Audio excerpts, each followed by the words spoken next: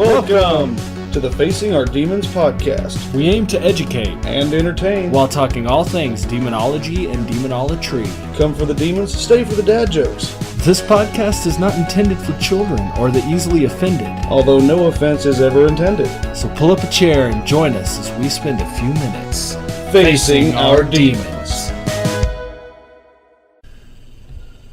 Welcome back to the Facing Our Demons podcast. This is our third episode. I am your layman audience proxy co-host. My name is Jay Thomas. It's very, very good to talk to you guys again. But my co-host here, I want to give a huge thing to. So here we go. Ladies and gentlemen, boys and girls, children of all ages, the Facing Our Demons podcast proudly brings to you the demonolatry champion of the world, Beach. Fuck.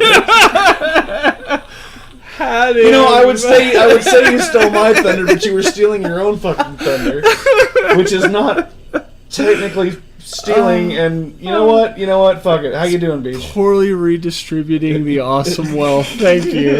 I appreciate you. Well, I do what I can. Yeah. I'm truly humbled. You're truly humbled. Indeed. What's the Monty Python thing? And there was much rejoicing. And there was much rejoicing. Yeah. I'll put some more half-heart on that, yeah. You know, speaking of which, short segue, I don't want to go on a big tangent. I am a huge Monty Python fan, but do you know that you are the man that turned me on to them? I did not know that. You first showed me, and we watched the VHS copy of Monty Python and the Holy Grail up in your old bedroom with the jet things on the walls and the blah, blah, blah. Oh, man. And from there, it sprang, and I'm a huge fan. But anyway, not going to go on a huge thing. I didn't realize that. I am deeply humbled. Thank you. Yeah, that was all you, man. Without you, I mean, I'm sure I would have eventually stumbled on Absolutely. it. You know? Yeah. But that one was you, so. I'm a lumberjack. All right. Well, I guess here we are. Are you ready, Jay? We're going to do it backwards this time. It's time for Demons in the News. No, that's not backwards. We always do the news first. Yeah, I know, but usually you intro it, so this time I snuck it in. Well, but we didn't do the drum roll. Oh, no! Demonolatry in the news! Alright, now you can have it, you grandstand stealing motherfucker. Oh, there it is. Alright, have at it, Paige. Alright, ready? So here we go. Okay. According to a local news organization in Georgia, Marjorie Greene, a leading Republican congressional candidate for the 14th Might that be district. Marjorie? Marjorie? Oh, you know it probably is. Yeah, thank you. I'm not wearing my glasses. Anyway, she's up for the seat of U.S. Representative Tom Graves, himself a Republican from, apparently, Ranger, Georgia. She had trouble recently figuring out whether or not it was okay for statues of Beelzebub to remain standing when it was everybody else tearing down Confederate statues. So we got to keep up the Confederate statues. What else are they going to do? Fly away? That's a joke that'll be funny later. Give it 15 just timey-wimey, man. Time travel. Yeah. Oh, man. So I saw an amazing image of a Pueblo Indian, 19 years old, dancing on the empty plinth to the Conquistador in New Mexico. Did you see that? You posted that. I saw it. Oh, how amazing was that image? That was good shit, I gotta say. To my understanding, from the Native American standpoint, dancing is kind of like its own version of prayer. As soon as you started talking, I knew you were going with that because you're absolutely right. I do have a little Indian in my background. A little bit of Cherokee, I think right? my great-grandmother was full-blood. Is great or great-great. Enough to give me the almond-shaped eyes and not give me too much body hair, despite how Irish I am. Definitely noticeable. Yep. Yeah. So, well, that's awesome. Yeah, I when I saw that picture, I was absolutely taken aback. Like, what? I was born in amazing Oklahoma. moment. The end of the Trail of Tears. Sorry, it's go true. ahead. Which actually runs on this highway right outside the apartment complex we're sitting in, Highway 70, and this part of Tennessee was part of the Trail of Tears. when that actually happened. So that's a little bit of the local history. I guess that's my bad. I never looked into the full geography of it. There may have been a point in time I knew that, but I am bad at stuff. Little tiny signs on the far side of the road on 70 that you can catch every now and then, but they're widely spaced, and it's totally understandable that wasn't taught because, man, they didn't do a great job with a lot of the local history. Fair enough. Yeah. So, this woman who's running for this federal seat had spoken out loudly against the bringing down of Confederate statues. We can't be bringing down these statues. They're our history. This is how we teach our children. But then somebody brought up to her, well, what about the Satanic Temple statue of Baphomet that they placed outside the Arkansas courthouse? And she was like, well, I don't know. Maybe we could tear that one down. So, I like how she's having a lot of difficulty here figuring out which side of the statue-destroying fence she sits on, and I just found that worth pointing out. You're not insinuating possible hypocrisy, are you? I would never stoop so low as... Yes! Absolutely! That's exactly what she's doing, yes! I'm going to start turning my head away from the mic when I do that. The level just gets crazy. But no, absolutely, Jay. 100%. That is hypocrisy on a very public soapbox for really. I like how. I mean, we're gonna vacillate a little bit here, but 180 degrees, Last time I vacillated, you know what? Never mind. That joke finishes itself, and I'm just not even gonna. We touched on that last episode. We touched on touching that last episode. It was necromancy. It's not others but yourself. Well, yeah. Well, it was still about raising bones. That's true. One way or the other. But anyway, Indeed. sorry. I'm trying to go on shorter rants here to stay a little more on topic. Absolutely. Well, you got any? No, I guess this new segment that writes itself, man. What you've already said it. It's hypocrisy. They just straight up absolute. Bite the back of your hand. Oh my God, that's what she said. Well, I'm always happy to summarize succinctly. If I can alliterate just a little more, summarize succinctly for the society is at the blah. It's this complex, hard-hitting news that's going to win us those Pulitzers, Jay. You know that? Well, we do what we can. All right. Well, what else you got? You got more than one item. We got a little more. Come on, hit me. Haaretz here, news source from the nation of Israel. Reported not too long ago, archaeologists had figured out at this site called Tel Dan, which is in the Tel Dan. Tel Dan. I know it's a folk song waiting to happen, but Tel is their word for mound, and Dan is the location of the mound. It's where the old tribe of Dan was supposed to be allotted land in Canaan after the conquest. Tel Dan. I've known so many Dans. Mm-hmm. It opens up a plethora of communication possibilities, I completely understand. But it's colloquial to the Israeli or Hebrew usage. Colloquial? Is it not mainstream? It's No, I know. No, I wasn't asking you to define it. I was correcting your pronunciation, Dick. Colloquial? Yes.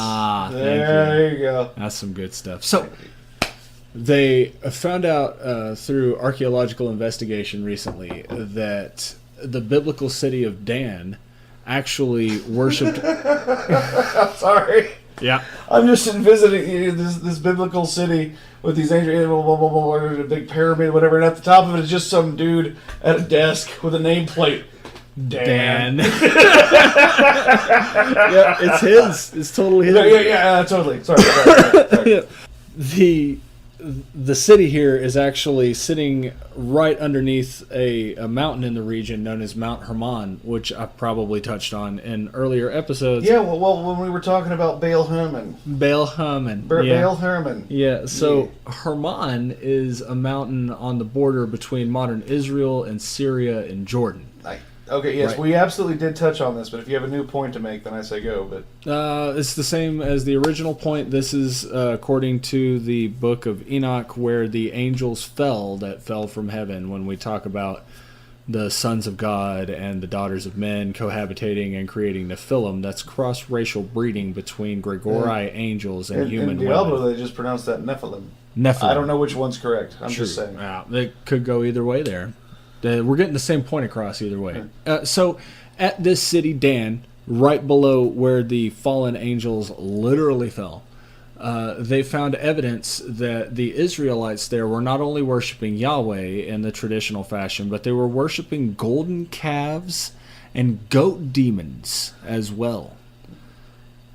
Goat demons. Goat Okay, demons. okay. So this is to say that the polytheistic worship of other Canaanite deities had not entirely disappeared all the way into the period of the United Kingdom of Israel from the Old Testament, which happens after the Exodus.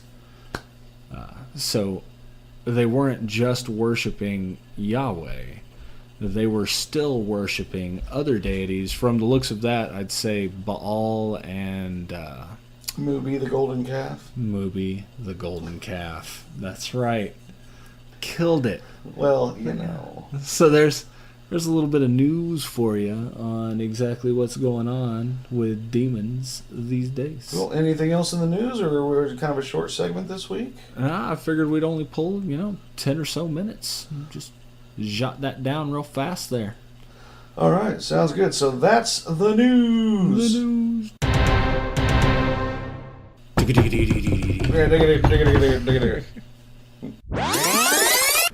Dear listeners, Jay here. Beach just wanted me to point out that he is well aware that in the next section, he misuses and interchanges the names of Buckland and Gardner. So, yes, he knows. He's very sorry. And, continuing. Alright, so this week we're going to introduce a segment that we haven't used just yet, but I'm actually really excited about. We call this Tools of the Trade. And this is related to the materials you might use in different rituals or practices and blah blah blah. And as usual, take it away, Beach. All right, Jay. Well, shoot, man. The tools of the trade, when you get into doing ritual magic, it doesn't matter what kind of ritual magic you're doing, whether it's demonolatry or Golden Dawn or Wicca. There's a lot of overlap involved in what humanity has decided is important for the last few thousand years of magic. I experimented with a little bit of Wicca back in the day. Like most people, I had the big blue book of Buckland. That's right. Yep. That's where I first learned Elder Futhark, by the way, and why I can read runes. Yep. There's a bunch of cool stuff that's included in that entire endeavor, and it is largely, in that sense, a creation of the 20th century, based off of the work of Aleister Crowley. Turns out that Buckland himself was an initiate into the Golden Dawn system that Aleister Crowley was in charge of worldwide. I believe this was in the 50s. Buckland was initiated to the 7th degree of... is it the Golden Dawn or Thelema? I can't remember which one. But Gardner's ordination, actually, there's a lot of really interesting overlap between the Western occult and what became mainstream Wicca through the person of Buckner himself, or Gardner, actually. Yeah. Through further investigation, I found that, exactly like you said, Wicca was a fairly recent, not necessarily invention, but version and amalgamation and combination, which just means amalgamation. So synonyms for the class. No, it's piled on and piled on. You're right. It is a lot of synchronization between many different systems, so I don't feel like it's out of place to say both of those in regards to this subject. Right on. So anyway, we were on tools of the trade. Oh, that's right. So what do you want to enlighten us on? Okay, so from a demonolatrous point of view, the one thing you could say that in one shape, form, or fashion all of us have is an altar. It goes right along with Wiccan and pagan and polytheistic practice in general, no matter which version of it you're looking at, an altar, somewhere that you can focus. Well, you don't have to focus necessarily on paganism or the what some might consider or dub the alt religions. There's a reason they call them altar boys. So it's Christianity too. I mean, it's fairly universal. in some ways. Now, the usage and purpose and blah, blah, blah may change a little bit, but it's a staple thing. That's pretty well said. And to further draw on your Abrahamic references to Christianity there, I have recently come into the use of resin incense, which is something that I only got into recently to further my ritual practice. But stick incense is what I've been used to most of my life. I'm sure most people are more familiar with that. That's what I throw down with, but just Maybe for aromatic effects, not even religiously. Something you can use a Bic lighter on. No big deal. It's easy. It's fast. It smells nice. We move on. But those are actually made out of combinations of various resins and other binding agents. In some cases, saltpeter to get the right temperature moving. Well, so what is the significance of the incense in, say, your daily practice, or what do you really use it for? So when you look at ritual, I feel like the path that's most often taken from a left-handed perspective, which is more concentrated on the here and now and less concentrated on what happens after we die. When you look at it from a left-handed path perspective, the immediacy of what we're doing in ritual is enhanced in various ways, right? So scientifically speaking, you want to involve the senses. You want to kind of saturate the senses to really reach this kind of religious mental space. Okay, much like, forgive me for interrupting, but much like how a smell can take you back to a moment in childhood. Absolutely, or music. Or music, or whatever. It's a matter of toning the environment. Absolutely true. You're creating a structure inside which larger things can happen inside the magician's consciousness. Right. So the magician's consciousness is actually where these things occur. I would go so far as to say that physical reality is very rarely directly influenced by ritual magic, at least in my experience. So when I go out and I participate in a ritual in which I call upon my matron and patron demons, I am not anticipating them visually showing up before my senses, or for me to hear their words through my ears. So I can't have them shove my childhood bully into traffic?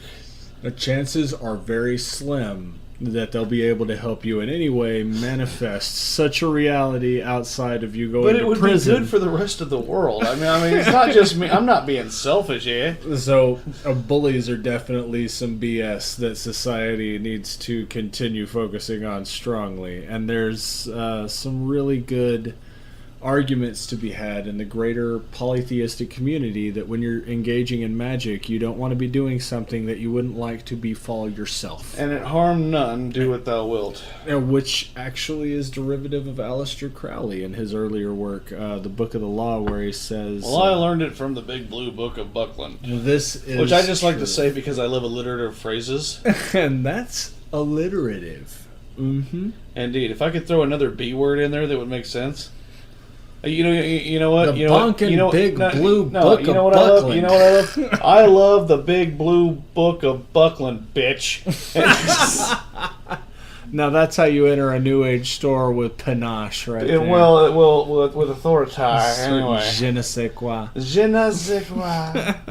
As French as it may be. Right. So, tools of the trade. What do we use to establish these psychological changes that allow us to engage in the metaphysical? Ooh, I know. Resin incense. Hey, that's a good guess because you're currently drowning in frankincense that I won't stop burning on coals. My eyes are on fire. Yep. But it's an audio platform, so as long as I can keep talking. That's right. We basically dragged you through this under a straight-up cloud of myrrh and frankincense because I got excited this week. I've been dragged to worse through worse. Just saying. All right. Well, I mean, if I had a little chunk of gold I could slam you upside the head with, we'd figure out that New Testament Jesus birth kind of feeling when the three magi showed up there. But myrrh goes back way before Christianity too. That was one thing where when they were writing the books, they looked around and go, "Man, what's really old? Oh man, myrrh and Well, according to frankincense." Eddie Izzard, you rub it on the back of a duck, and it makes it go faster. Is that how that works? Well, according to Eddie Izzard, yes. And if you're going to argue with Eddie Izzard to me, sir, I have no reason. we're going to have problems. You don't argue with the executive transvestite. Understood. But anyway, to try to undo the damage I myself have done. What are the applications of this the resin incense? I mean, we talked about what it could be, and I blah blah blah. But where do you feel it is most useful? And then wrap it up for me there. All right. Well, as a baby of the '90s, I got really used to... You were not a baby in the 90s. No, but I did my formative growing, You're turning all of into what, an 2 adult years younger than me? True, yeah. So 83 is when I was born, but Yeah. I was 7 when 90 hit. And... You know what? That's fair, because I consider myself more a child of the 80s than probably a lot of kids born in 81 would do.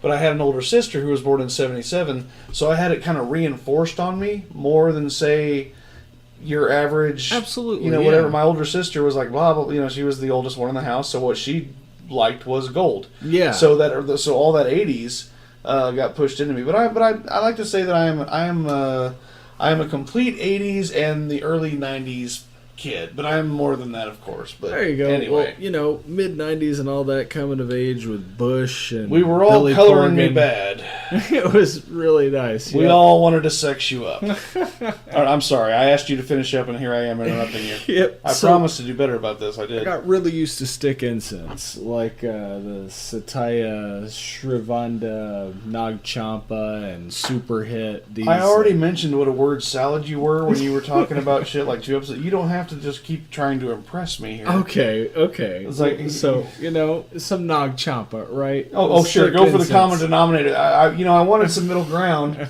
Everybody wants the Nag Champa. You know what? I'm a sandalwood man. There we go. Okay, well, let's talk sandalwood, or let's talk dragon's I'm about blood. to. Shut up. No, to me, and it was due to my earlier explorations into Wicca and things like that I learned about incense. Well, I mean, I knew what I mean. You know what I mean, as far as actually using it. But sandalwood was the first scent to me that really connected, and to me, and I've said it to my kids even, you know, and it sounds a little bit corny, but to me, sandalwood incense smells like magic. It has a flavor to it, which is interesting because I'm talking about the nose and not the tongue. Absolutely. But No, I mean, the two are connected. Yeah. It's fair enough. But my oldest daughter even agrees. She does the same thing I do. If I burn some sandalwood, she'll put her hand over the end and collect some smoke in her hand, and then just. I mean, seriously, and it is. It's so great. And the only reason I've been into Dragon's Blood lately is because you can order it for pickup at Kroger.com. And go. Mother and I do not go into the store anymore. You got it, Jamin Bates. If they were offering sandalwood, it would be sandalwood. As it is the Norwegian hornback or some other Harry Potter blood dragon shit. Okay, I have now overtaken and gone further than I meant to. No, man, these kind of audience participation moments are what. Nobody's facing our participating. demons. I'm just bullshitting. I mean, I hope I'm bullshitting in proxy of the audience. That's kind of my job. That's true. So most of them should be familiar with stick incense you can buy damn near anywhere. God, I would fucking hope so. I can get it at the fucking discount tobacco shop. But all that is various resins and other ingredients that are mixed up together and placed onto a stick with a little bit of saltpeter to really get the mix going. You throw it down so pedestrian and then try to convince me that it's a magical substrate. Oh, well, so the magical substrate, once again, isn't in the There's a word I item haven't used itself. since like 7th grade. Fucking science substrate. I'm sorry. Killing it. That's a great It has something to do with way rocks, right? to scientifically represent the fundamental underlying nature of the ingredient, the actual tool of the trade itself. I'm here to help. All right. So whereas stick incense is good and it can be used to great effect, when you're really used to stick incense, what can help you break outside of that and really engage your senses is the super overpowerful ceramic fucking frankincense smoke up the whole goddamn house like we were doing earlier and had to pause the recording for shit? Yeah, you know. Oh, I'm sorry. Were you going to say something else? No, dialing in the right amount is My really eyes important. are still burning from that. So, and yeah, you know, when they burn that in the censers every week in churches across, you know, the world, it's in a really large building room. Well, and they're doing it in nomine patre. Then, you know, and we weren't, first off, in nomine patre fucking anything around here. And secondly, it's a regular Oh, you want acceptance, but you can't even stand the Latin phrase for in the name of God or the name of the Father? And Does it burn you, Beach? It doesn't. It really, you know, I wish. But no. No, I know it doesn't, bro. Folks at home, by the way, I get off on these rants, but at the end of the day, I love and respect everybody. Please understand that. Oh, absolutely. But no, I just feel that kicking it up a notch and going back another level to the beginning of what the stick incense actually was, like that right there really lifts my mind once again outside of normal incense and into a different realm. And I just wanted to choke the life out of all of you here with that knowledge real quick as a sample. No, in fairness, going serious, no more jokes. I do totally, as I said earlier, you know, to me sandalwood is kind of my go-to. Mm-hmm. But I have experimented with meditation and things like that, blah, blah, blah. And the right smell and the right sounds. I love to go to like calm.com and throw on that like babbling brook thing that they give you for free without even a membership, and this is not even a plug. They're not paying me, but they should. It's true. As a representative of that same feeling, you can go onto YouTube and find what are called demonic ends, which one path... Well, I don't know about that specifically, but I have found loops and hours on end of stuff that I have used to sleep better or this, that, and the other, but and I need to get back into it. I haven't done it, but I know the benefits are real because I have done it in the past long enough to feel them. Yeah. Just, you know, like I said, it was part of my morning routine. I would get up, I would get a little bit of exercise, get the blood flowing, the blood pumping, whatever, and I would eat something. And as I was digesting, just 10 to 15 minutes, a little bit of incense, a little bit of that babbling brook, and then just breathe. Mm-hmm. And I really did. I felt the effects after even just a few days of being more calm, of not letting little things get to me, which I'm pretty good about anyway, to be honest. But nonetheless, I felt the difference. Mm-hmm. And so, yeah, these things are important. Absolutely. So, yeah, as a tool of the trade, step outside the usual, what you're used to there, and, you know, try something a little more exotic and original or whatever works for you. Just whatever it takes for you as a human being to engage the other in that kind of other headspace. This is a tool of the trade. Right. So in summation, not that you didn't just summarize it quite well, but in summation for this particular segment, talking about incense and whatever, you know, I think the takeaway here is that the toning of your environment is important for putting you in the right headspace to, what's the word I'm looking for? To properly engage in that spiritual feeling and to try to adjust your inner oneness or whatever. You know, you can say chi or energy. There's a dozen new age and various occult directions. Chinergy? If you want to coin a new phrase, I'm keen with that. I really don't. That was actually a horrible joke, and I would end it. But anyway. Well, anyway, okay, so there we are. That's tools of the trade. Indeed.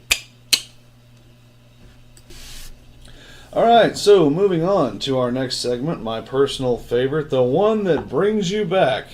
Do we do the drum roll? Absolutely. All right. Demon of the Week! Oh, well, now it's all on you. Oh, absolutely, Jay. We got some good stuff here. So, to let all the viewers know just a tiny scrap of the behind-the-scenes goodness that's going on around here, Jay and I recorded last week something like 35 minutes on the Demon of the Week topic that we threatened to make this entire episode. But looking back on it, we had already enjoyed far too much of the usual social entertainments and lubricants, and we're just not quite ready to release that segment in its full glory. It'll no doubt pop up later on in various means and ways. But we just know we have 35 minutes worth of Lilith in the tube that's going to come out every here and there in interesting ways. Indulging in the spiritual and indulging in the spirits are two different things. Although, I really wish I had a better joke for Lilith in the tube. It's all right, Jay. It's totally good. Just as long as the audience knows I recognize the opportunity for the joke, even if I can't deliver. There we go. Right this moment. Give me 30 minutes or less. I'll give you the Domino's thing. I'll come up with a joke. Anyway, we listened to this at length and figured out how much of it just absolutely was not acceptable and how much of it was wildly entertaining and needed redoing. And here we sit, ready to try stab 2 at an organic Lilith conversation that includes so many different areas and topics. We'll just see what winds up happening. For which Beej took notes. Yeah, like a whole page of college-ruled notes over. Yep. Because we want to deliver organic material. Oh, yeah. Beej took notes. Free of any overstructuring. No, in fairness, we did cover some good shit. We just went a little too far off the rails here and there and blah, blah, blah. So... yeah. Here we go. Let's try round 2, right? So, Lilith. All right. Wife of Herman Munster. No. Long-haired black beauty in a satin dress. Might as well be. Gothic to the core. A lot of the paintings, yeah. She may have wings. Occasionally, here and there. Mother of Demons. That's just beating down an airflow to cool off the hot, sweaty. You know what? That is absolutely right. I'm going to let you continue now. Here we go. So, because I have segued into all kinds of goodness. So if we look at Genesis 1:27 in the Bible. Oh, one of my favorites. I know, right? And the reason I chose this says. is so we could skip the first 27 verses of the Bible, which would require hours of conversation for it's each only line. 26 verses. You say that, but the primordial waters above which... I don't want to go back into the waters argument. Well, all right. What sucks is now, if you want to know why I don't want to, you're going to have to contribute to our Patreon to get the bonus segment that we scrapped. All right. Let's just say it involved at least 2 H's and 1 O. Oh, at least. So, Lilith covers a lot of fun ground, and in the first 27 verses of the Bible, you get a mess of stuff we'll cover in some other episode. I thought we were on verse 27. We made it to verse 27, so conveniently it's the first 26 cutting out, you're bitching about. Hours worth of conversation about those 26 verses. And I may be using the wrong vernacular, but it's late. It is late, but I feel like the subject here is going to pay for itself. I love the fist pump you gave with that, by the way. I know, right? Only bad thing about the audible medium, you don't get to see all of Beej's hand gestures. It is kind of bringing a little bit of it out of here. I agree. Well, I be stroking to the east, and stroking to the west, and stroking to the girl. Speaking of the east and the west here, that I Jay. love best. Sorry. You had to let me finish. Go ahead. Sorry. It's absolutely true. So the last 3 episodes, including this, the 3rd episode, we've exclusively rendered the topic of Abrahamic demons, or demons that could be related to Abrahamic religion, being Christian, Hebrew, and Muslim faith, right? Now, there are demons outside of this, as you and I both know. The Japanese Shinto religion, Buddhism, Hinduism, even the Norse faith is itself full of demonic figures, right? And not just from an Abrahamic point of view, but even internally in their own systems, especially with Hinduism.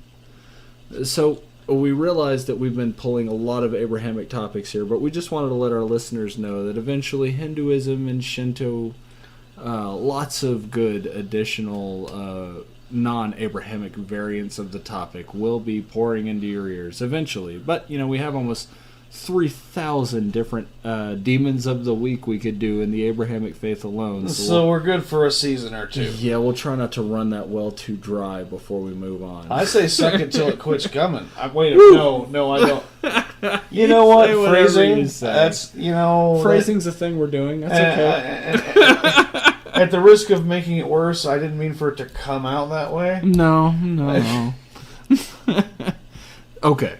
So, verse 27 of Genesis. Male and female, he creates them, right? And then who? Humanity, male and female, he created them. Later on, in chapter 2, verse 21, God takes a rib from Adam and makes a woman. And marinates it in barbecue sauce. So if we're keeping a tally, we've got one Adam and two women in the first 2 chapters of the Bible, constituting the earliest versions of humanity.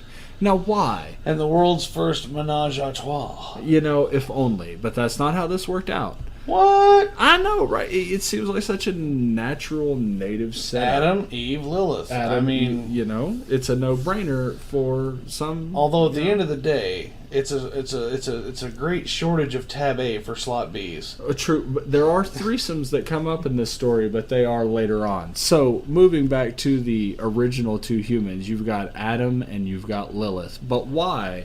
Why oh why isn't Lilith mentioned?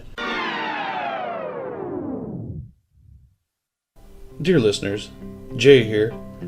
Just wanted to let you know that we had to record yet again the last half of this segment on a subsequent week. We had company, and let's just say that we went from facing our demons to engaging in spirits heavily. Now, we have kept a lot of that recording because there is a lot of funny stuff in there. It is, however, no longer the Facing Our Demons podcast. It is 3 drunk friends machinating over random bullshit. So anyway, thank you for staying with us, and if we come a little bit off tone or sound a little different, that's why. So thank you, and continuing.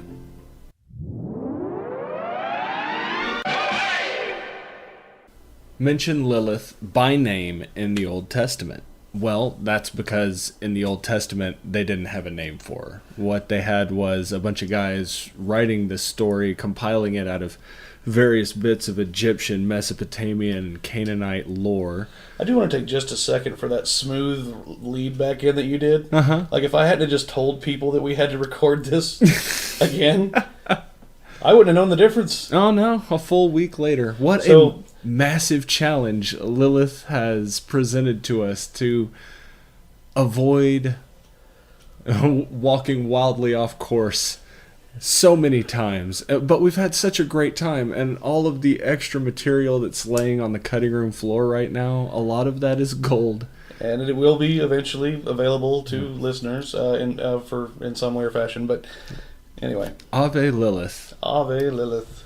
Powerful, powerful Lilith.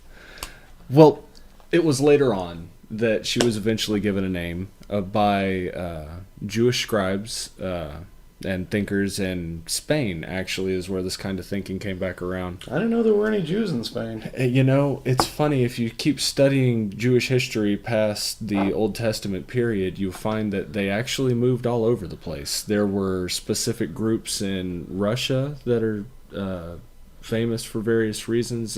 Ukraine actually featured the Baal Shem Tov, and he's the guy that made modern Hasidic mystical Jewish practice what it is. Okay, I guess I'm just, again, being the non-super studious one, I kind of figured they were mostly centered in Israel. But I guess now that you mention it, I have heard of the Russian Jews and whatnot. And there were actually, when the Crusades happened, 1000 CE in mainland Europe, there were various pogroms that were persecuted against the Jews during or as side effects of the Crusade movement. So they were all about getting to the Holy Land to restore it for Christ, and they were angry that somebody might have killed him. And who do you blame? Well, there's graveyards full of them all across Europe for that period of the Crusade history that's never spoken of. They lived in Spain before that. They were actually a really big mystical community in Spain. Jewish history is beautiful and varied and deep, and there is a lot of sadness. People have been very mean to them for a very long time. Quick shout out to The Big Show with John Boy and Billy, and I might cut this if you don't like it. I remember they were doing one of their theaters, and there was a Jew, oddly enough, at a Chinese buffet, and he kept asking the waitress, he's like, our people have propagated and they've gone all over the world. Are you telling? Surely there have been some Chinese Jews. And she's like, well, I don't know, but I'll go ask. And she goes asks, No, we don't have a Chinese Jews. He's like, really? I mean, come on, could you ask him one more time? I'm sorry to keep, but I'm sure there has to have been some Chinese Jews. And she, okay, I go ask. And she comes back, and basically what it ends up with is, no, so she say we have a apple juice, we have a orange juice, we don't have a Chinese juice. Oh, so here's fun facts in the spread of Judaism and Christianity. There was a Roman legion that actually made it as far as China. This was from the Christian period of the Roman Empire towards the end, and they're the earliest Christians in China that we are aware of. There might have been a solitary priest here or there. And once again, 5 seconds into effort 3, we are light years off of the topic of Lilith. God. Sorry. Oh, no, she's... gods or whatever. She's making us earn it, and it's well played. She is throwing, like, shade. It's like, we're, like, buying her roses, and she's like, I wanted 2 dozen. Okay. Come back when you've got 2 dozen. And I don't know why she's a Southern belle, except for the fact that I grew up in Tennessee. Well, there's another thing. So, in what we think of as what demons look like, you get a few different ideas. Like, either they'll look like we do in this very westernized white Jesus, white angel kind of concept, or they'll have red skin or black skin, or you'll get something very unusual in appearance. Where's the proper olive drab, or if we want slightly tanned? If we want to think about what a Mesopotamian woman would have looked like in 4000 BCE, it probably would not have been. What's the woman that played Scarlett O'Hara and Gone with the Wind? Fuck. Vivian Leigh. It would not have been Vivian Leigh with black hair. I mean, that's... Well, now I'm just disappointed. I know, right? So that's a subsect of the colonization of entertainment and religion that's occurred without us really thinking about it or addressing it as a society for hundreds of years. In the entire history of America. Well, let's just let's move away from appearance for the sake of our audience and the sake of our next Saturday recording session. Oh, yeah. Let's try to actually finish this segment out the way it was originally intended. Actually, we are kind of on topic 3 with weeks, the it was appearance 2 weeks of ago. Lilith from our first effort. This would have been about the time that we were covering that, except I think we've done far better this time. And then, you ready to bring the Mesopotamians in, Jay? Would you like to do... If they... You treat... Is it going to draw us off topic again? No, it's the topic. Okay. You treat the boys. I know. It was my joke. Why do you keep repeating it? Grandstanding motherfucker. You already stole the news. Whew, he's getting in there. It's true. I step back. I let you have it. It's your segment, motherfucker. What am I going to say? The man with the notes and the pen. It's true. It's true.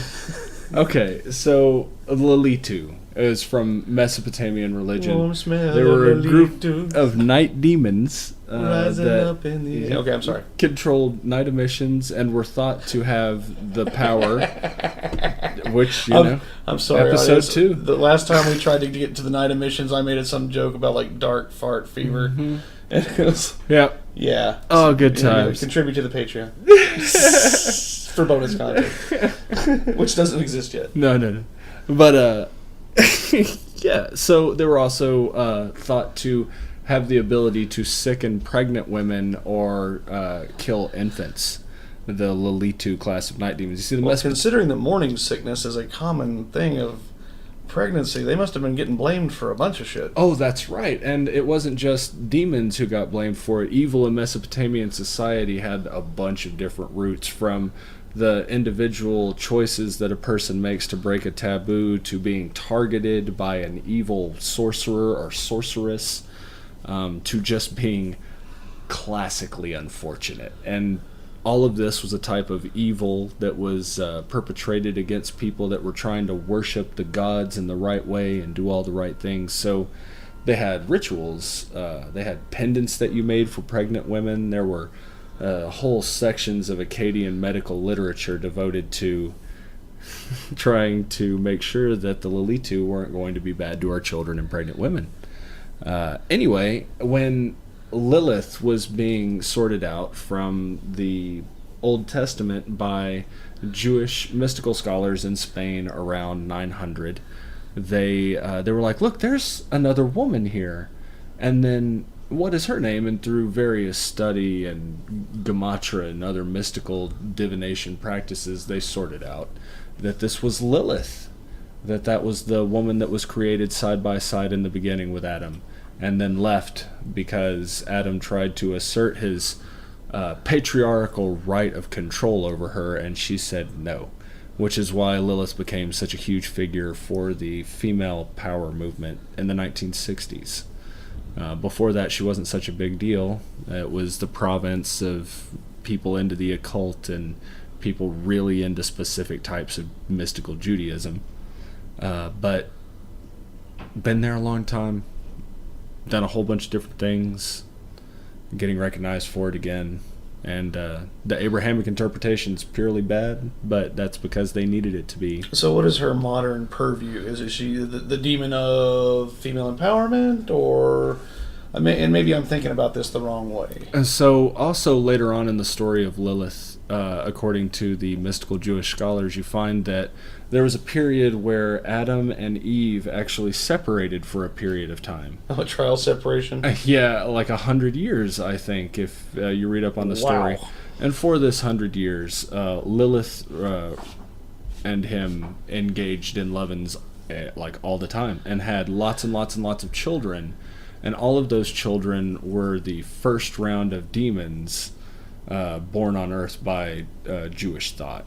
Okay. And then, of course, the angels fell and also bred with human women, and then there were more of the same. So this is a bunch of, like, the origin of demons kind of stuff. It doesn't include Baal and Asherah and all Ishtar, the old Mesopotamian and Egyptian deities that came before. But they're also considered demons as the process moves on. Oh, we spoke before about there kind of being a general classification of being. Yep. Deity and infernal. All of this, the Christians borrowed from the Greeks' understanding of terrestrial spirits. Now, hold up, sir. The Christians do not borrow. No, well, you know. They overwrite. Might have been kicked around in dark, smoky rooms. As has been discussed again before, yeah. Yeah. So. But there, you know, that's not saying everything there is to say about Lilith. There is an awful lot of modern Really? We work. didn't cover it in the last 3 weeks and If cumulative 15 minutes of... If we put that whole 2-hour conversation on Lilith together, it wouldn't come close to covering all of there is. That's because most of it's not about Lilith. That's why it's been cut. Yeah, but it does branch into an astonishing amount of terrain. The pile of notes I've got here, if we wanted to really dig in further, there are 8 separate individual topics we could cover in unbelievable detail. There's an awful lot of thought. And I'm sure we'd still just be barely scratching the surface. Barely scratching the surface, yeah. So, one of my matron demons, Ave Lilith, thank you so much. Well, yeah, I mean, if you're going to have a matron demon, why would you not have the matron of matrons? The mother of demons, according to some. Yeah. Rock on. Oh, so her role would then be matriarchal in a sense, like by definition, the maiden, the mother, and the crone, she's the mother. Okay, so let's say you appeal to her, it's almost like then pyramiding down. She's the mother, so if it goes to her and she's like, yeah, we can do that. She's like, you people, children, go do this. Mother says. Yeah, and I don't mean to disrespect her like this. I just can't that articulate powerful matriarchal. Yeah. So why would you lead. not have that as a female aspect demon if you're going to have one? Absolutely. How could you not? Yeah. You know, I love the feminine. Big fan. That and that sexy black satin dress she wears. You know, I still think she's a little more Arab, but that's okay. Yeah. That's fine.